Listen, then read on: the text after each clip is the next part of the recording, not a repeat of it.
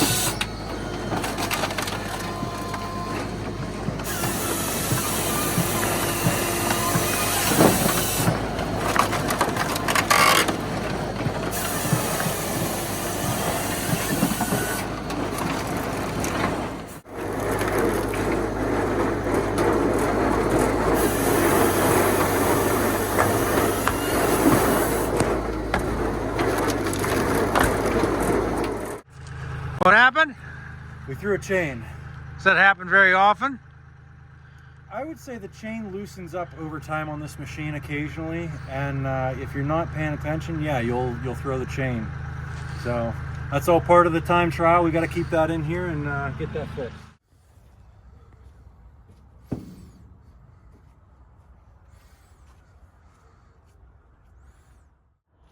.13mm, 4mm to tighten the chain back up. I think it's safe to say, you know, I've done this a time or two before. So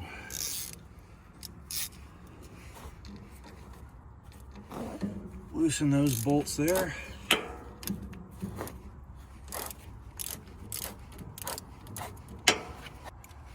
There's a little Allen key head on this side, and I forgot to bring a little dental pick down to clean that Allen head out.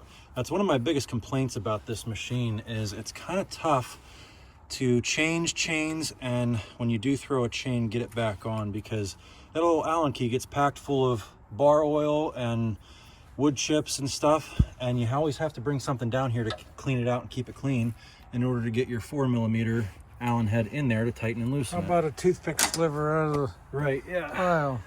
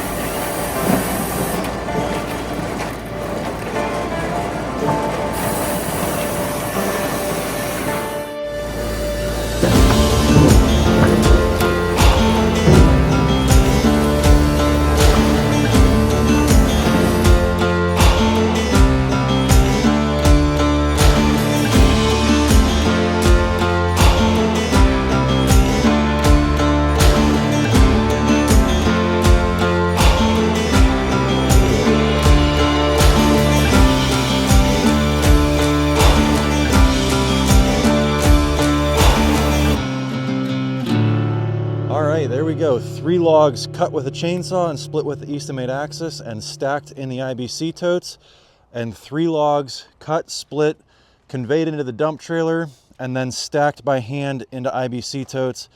And you can see we got a little bit more yield out of the Eastonmade Axis, and the reason for that is because of the log diameter limit on the Yappa processor. It's limited at 14 inches, and on the Eastonmade Axis you can do whatever size you feel like cutting and manhandling with the chainsaw and the splitter.